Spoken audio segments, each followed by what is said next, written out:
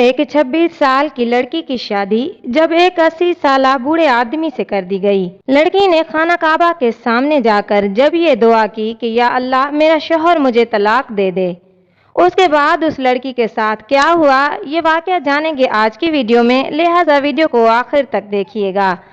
بسم اللہ الرحمن الرحیم۔ ایک عورت لکھتی ہیں کہ میں نے اپنے دونوں بیٹوں کی شادی بہت دھوم دھام سے کی تھی۔ شادی کے بعد میرے دونوں بیٹوں نے مجھے اور میرے شوہر کو حج پر بھیج دیا تھا۔ خانہ کعبہ پر پہلی نظر پڑتے ہی میرے دل سے دعا نکلی کہ اے اللہ، میں نے اپنے دونوں بیٹوں کی شادی کر دی ہے، اب میرے سر پر کوئی بوجھ نہیں ہے، بس اب میرا شوہر مجھے طلاق دے کر فارغ کر دے، کیونکہ اپنے شوہر کے ساتھ میری زندگی ایک بوجھ کی طرح تھی اور میں کئی سالوں سے اس بوجھ کو سہ رہی تھی اور مزید برداشت کرنے کی ہمت مجھ میں نہیں تھی۔ میرا شوہر مجھے خود اس مقدس سرزمین پر لایا تھا۔ زیارت سے واپسی پر میں اور منیر احمد تیز تیز قدم اٹھا رہے تھے۔ گرمی بہت زیادہ تھی اور ہم جلد سے جلد ہوٹل پہنچنا چاہتے تھے۔ ہوٹل زیادہ دور نہیں تھا، اس لیے ہم نے کسی گاڑی کا انتظام نہیں کیا تھا اور پیدل ہی سفر کے لیے نکل پڑے تھے، لیکن کچھ ہی دیر میں میرا سر بری طرح چکرانے لگا تھا۔ منیر تو 80 سال کی عمر میں بھی کسی چوبند اور توانا مرد کی طرح قدم اٹھا رہے تھے، لیکن میرے لیے ایک قدم اٹھانا بھی مشکل ہو رہا تھا اور پھر اچانک ہی میری نظروں کے آگے اندھیرا چھا گیا اور میں چکرا کر گر پڑی۔ مجھے کچھ ہوش نہ رہا اور جب مجھے ہوش آیا تو میں ہسپتال کے بستر پر موجود تھی۔ ایک انجان ملک اور ایک انجان شہر جس کی زبان بھی مجھے سمجھ نہیں آتی تھی، وہاں میں ہسپتال کے بستر پر تنہا پڑی تھی۔ نہ جانے میرا شوہر کہاں چلا گیا تھا، خود کو اکیلا پا کر میری جان نکل گئی تھی۔ میں نے نرسوں سے بات کرنے کی کوشش کی تو وہاں تقریباً سبھی لوگوں کو عربی زبان آتی تھی اور مجھے بالکل بھی عربی نہیں آتی تھی، اس لیے میں اور زیادہ پریشان ہو گئی تھی۔ میری سمجھ میں نہیں آ رہا تھا کہ میں کیا کروں، اپنے شوہر کو کیسے ڈھونڈوں۔ میں زیادہ پڑھی لکھی نہیں تھی اور نہ ہی مجھ میں اتنی ہمت تھی کہ میں اس طرح کی کسی صورتحال سے نمٹ سکوں۔ جس کسی کو بھی پکارتی وہ عربی میں بات کرنا شروع ہو جاتا اور میں خاموشی سے اس کا چہرہ تکنے لگتی۔ میری آنکھوں سے خود بخود آنسو بہہ رہے تھے۔ میں خدا کے گھر کی زیارت کے لیے آئی تھی، لیکن مجھے کیا معلوم تھا کہ یہاں آ کر میں اپنے شوہر سے ہی بچھڑ جاؤں گی۔ میری حالت ایسی تھی کہ جیسے کاٹو تو بدن میں خون نہیں، دل سوکھے پتے کی طرح کانپ رہا تھا اور آنے والے وقت کی فکر میں میری جان نکل رہی تھی۔ میں سچے دل سے خدا سے دعا مانگنے لگی کہ وہ میرے لیے آسانی پیدا کرے اور میری ساری مشکلات حل ہو جائیں۔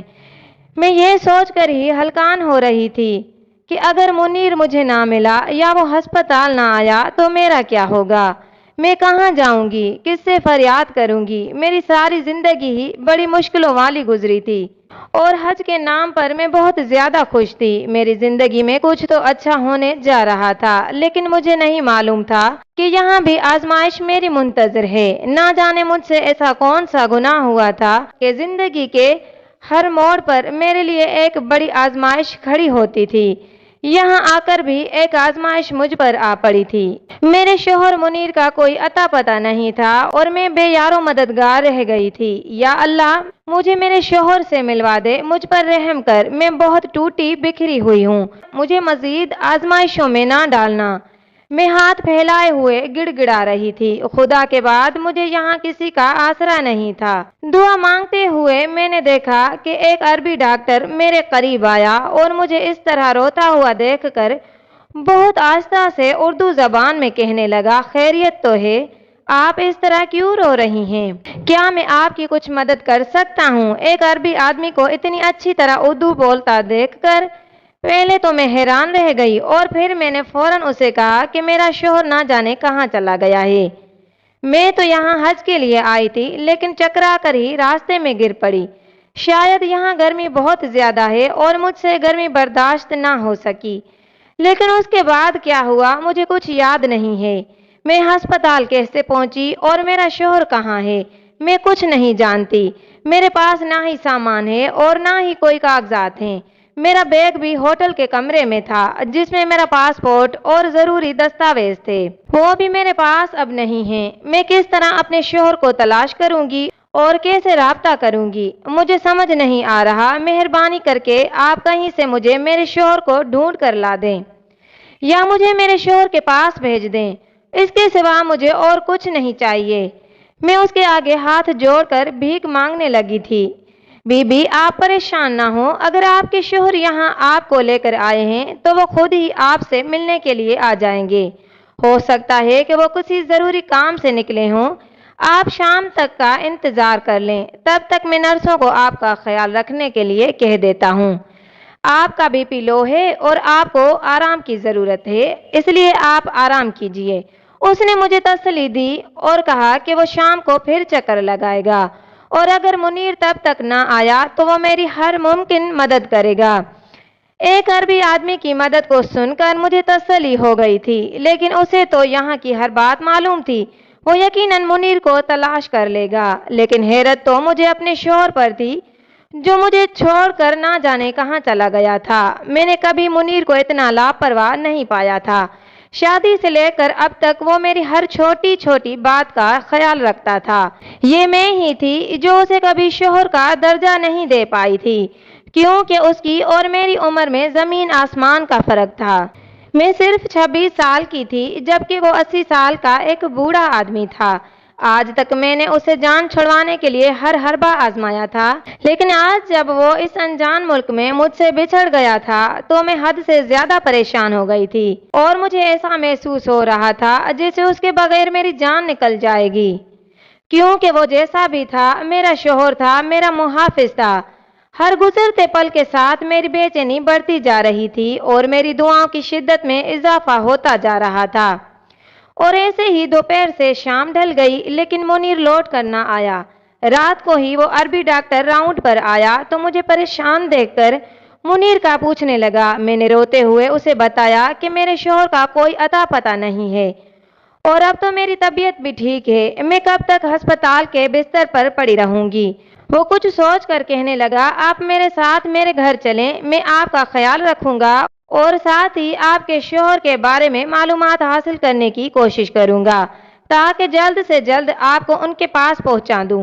اس عربی کی بات سن کر میں پریشان ہو گئی۔ وہ جو بھی تھا میرے لیے تو ایک غیر مرد تھا اور میں اس کے بھروسے سے کیسے اس کے گھر جا سکتی تھی، لیکن میرے پاس اور کوئی چارہ بھی تو نہیں تھا، کیونکہ نہ ہی مجھے اپنے ہوٹل کا نام معلوم تھا اور نہ ہی منیر کا کوئی اتا پتہ تھا۔ مجھے اپنے آپ پر غصہ آ رہا تھا کہ ایک انجان دیش میں آ کر ایک ہوٹل تک کا نام یاد نہ رکھ سکی۔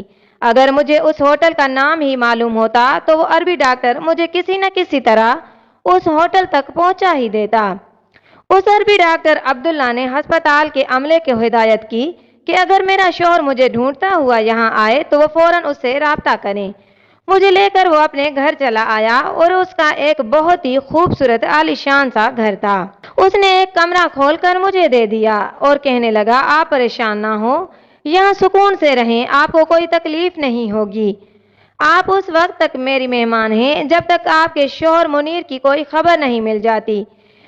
میں نے آنکھ بند کر کے اس عربی ڈاکٹر کی بات پر یقین کر لیا تھا، لیکن میرے دل میں ہزاروں وسوسے آ رہے تھے کہ پتہ نہیں یہ شخص کیسا ہوگا، کہیں یہ میری عزت ہی نہ لوٹ لے، اس کے دماغ میں کوئی شیطانی پروپیگنڈا تو نہیں چل رہا، یہ مجھے اکیلی پا کر پتہ نہیں میرے ساتھ کیا کرے گا۔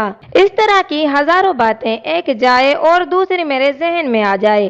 مجھے کیا معلوم تھا کہ اس دنیا میں کوئی بھی قابل بھروسہ نہیں رہا، مجھے چھوڑ کر نہ جانے کہاں چلا گیا تھا۔ میں خاموشی سے اس کمرے میں بیٹھ گئی، میرا دل خون کے آنسو رو رہا تھا، یہ دن بھی مجھے ہی دیکھنا تھا جب میں اپنے شوہر کو کھو بیٹھی تھی۔ تھوڑی دیر بعد میں نے وضو کیا اور جائے نماز پر بیٹھ کر عبادت کرنے لگی۔ کل تک میں جس شخص سے جان چھڑوانے کی دعائیں مانگا کرتی تھی، آج اسے ملنے کی دعا مانگ رہی تھی۔ قسمت بھی بہت عجیب چیز ہے، مجھے کہاں سے کہاں پہنچا دیا تھا اور آگے جو میرے ساتھ ہونے والا تھا وہ تو میری توقعات سے بھی بالکل ہی برعکس تھا۔ میں 22 سال کی تھی جب میری ماں کا انتقال ہو گیا۔ اماں کے مرنے کے بعد میری پھوپھو نے میرا جینا مشکل کر دیا تھا۔ دراصل ان کا ایک بیٹا مجھے پسند کرتا تھا اور وہ مجھ سے جان چھڑوانا چاہتی تھی۔ اس لیے انہوں نے ابا کے آگے ہمیشہ میری کردار کشی کی اور ابا کو یہی بتایا کہ میں ابا کے کام پر جانے کے بعد محلے کے لڑکوں سے چکر چلاتی ہوں۔ ہر گزرتے دن کے ساتھ میرا ابا مجھ سے دور ہوتا گیا، یہاں تک کہ وہ میری شکل تک دیکھنا پسند نہیں کرتا تھا۔ میں ابا کو لاکھ یقین دلانے کی کوشش کرتی کہ میرا کسی کے ساتھ کوئی چکر نہیں ہے اور نہ ہی میں کوئی آوارہ مزاج لڑکی ہوں، لیکن ابا کو مجھ سے کہیں زیادہ اپنی بہن کی باتوں پر بھروسہ تھا۔ میری اکلوتی پھپھو جو اماں کے مرنے کے بعد ہمارے گھر پر ہی قابض ہو کر بیٹھ گئی تھی، وہ تو چاہتی یہی تھی کہ وہ کسی بھی طرح مجھ سے جان چھڑوا لے تاکہ ان کے بیٹے کی زندگی بھی بچ جائے اور ابا کی جائیداد بھی ان کے حصے میں آ جائے۔ اور پھر ایک دن انہوں نے ایسی چال چلی کہ سانپ بھی مر گیا اور لاٹھی بھی نہ ٹوٹی۔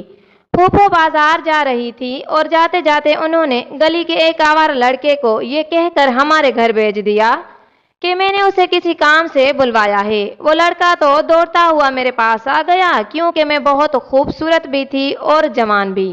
اسے کیا معلوم تھا کہ پھوپھو نے کیسا جال بچھایا ہوا ہے۔ پھوپھو نے پیچھے سے نہ صرف ابا کو بلایا بلکہ اپنے بیٹے ظہیر کو بھی بھیج دیا اور ان دونوں کی نظر میں بد کردار ثابت ہو گئی تھی۔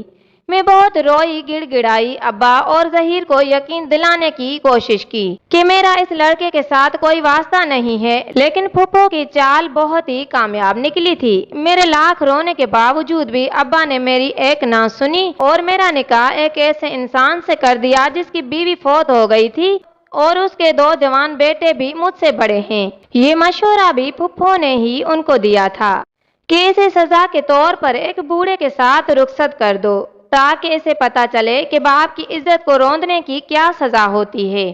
میں ابا کے حکم پر منیر کی دلہن بن گئی تھی۔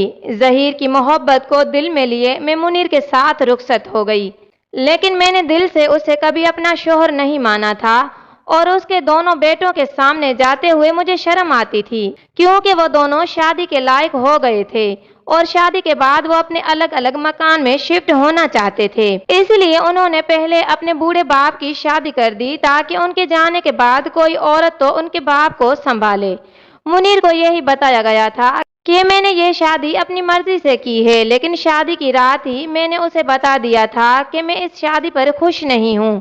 میرا شوہر ایک اچھا انسان تھا، اس نے میرے ساتھ کوئی زبردستی نہیں کی تھی بلکہ مجھے میرے حال پر چھوڑ دیا تھا اور ایسے ہی ہم دونوں ایک دوسرے کے ساتھ مجبوری میں وقت گزارنے لگے تھے۔ میری شادی کے 1 سال بعد منیر نے اپنے دونوں بیٹوں کا رشتہ طے کر دیا تھا اور بہت جلد شادی کی تاریخ بھی رکھ دی تھی۔ میں دن رات دعا مانگتی تھی کہ کسی نہ کسی طرح منیر سے میری جان چھوٹ جائے۔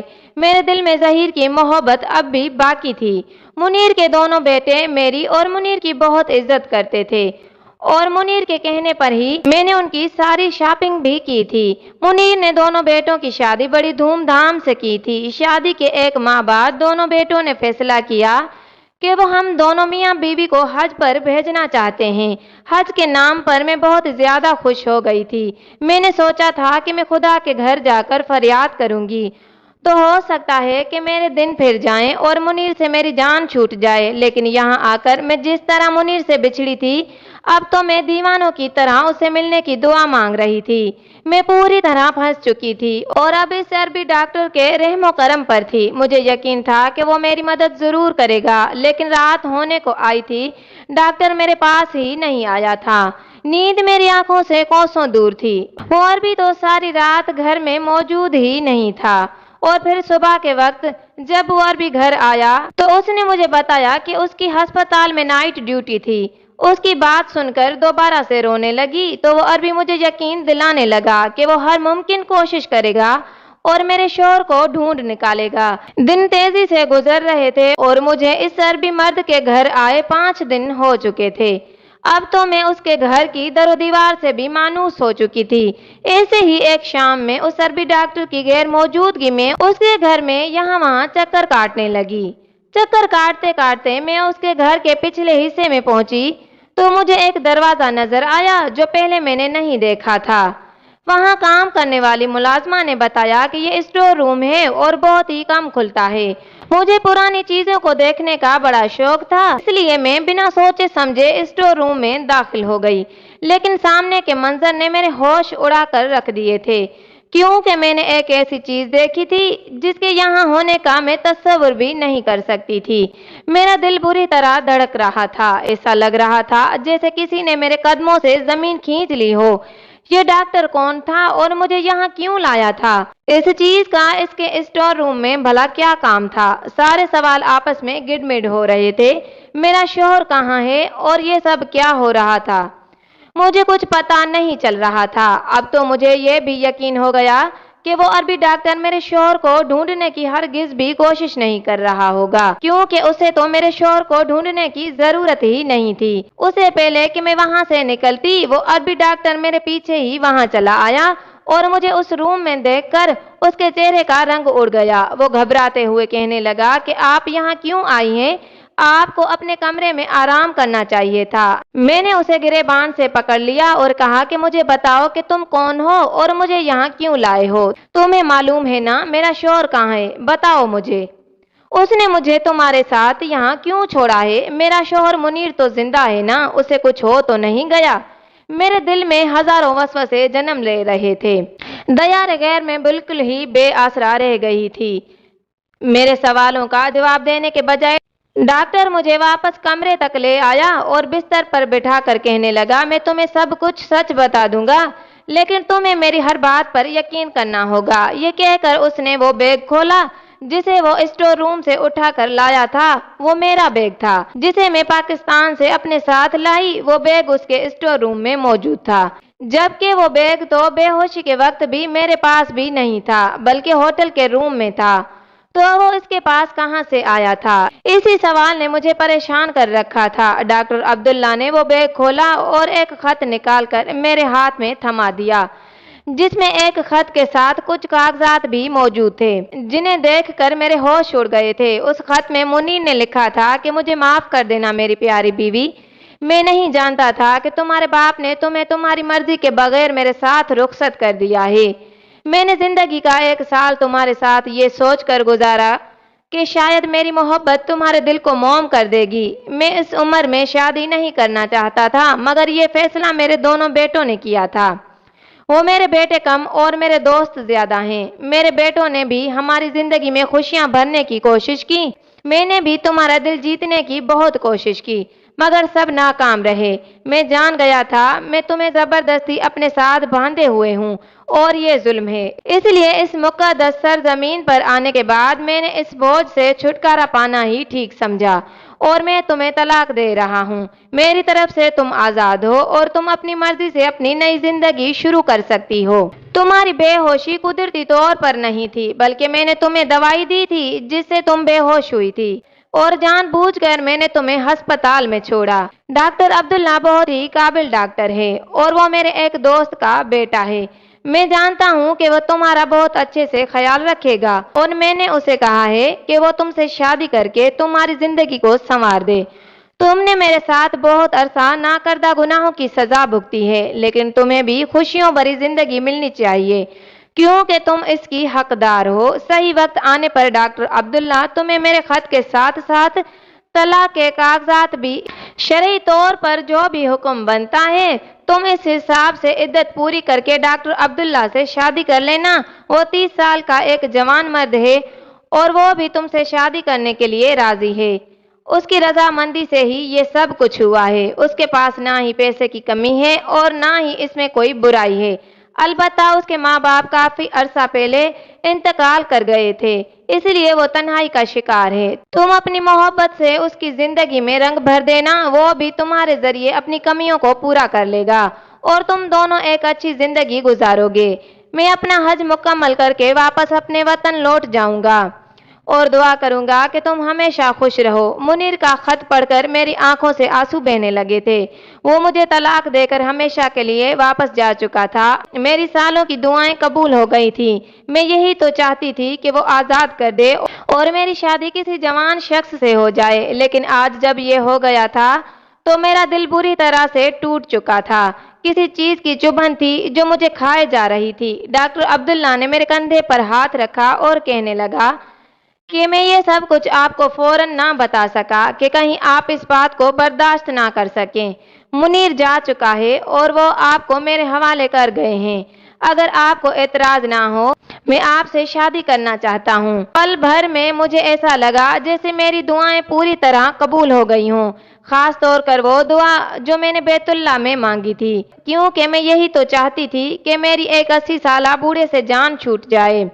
और आज मेरी जान छूट गई थी, लेकिन जो भी हुआ था अचानक हुआ था, इसलिए मैं ज़हनी तौर पर उसे कबूल नहीं कर पा रही थी। और जब अब्दुल्ला ने पूरे खुलूस से दोबारा अपना सवाल दोहराया तो मैं इनकार ना कर सकी।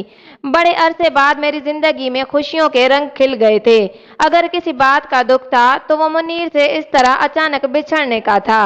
मुनीर ने साबित कर दिया था कि हर मर्द एक जैसा नहीं होता। वो मेरे बाप और ज़हीर की तरह नहीं थे।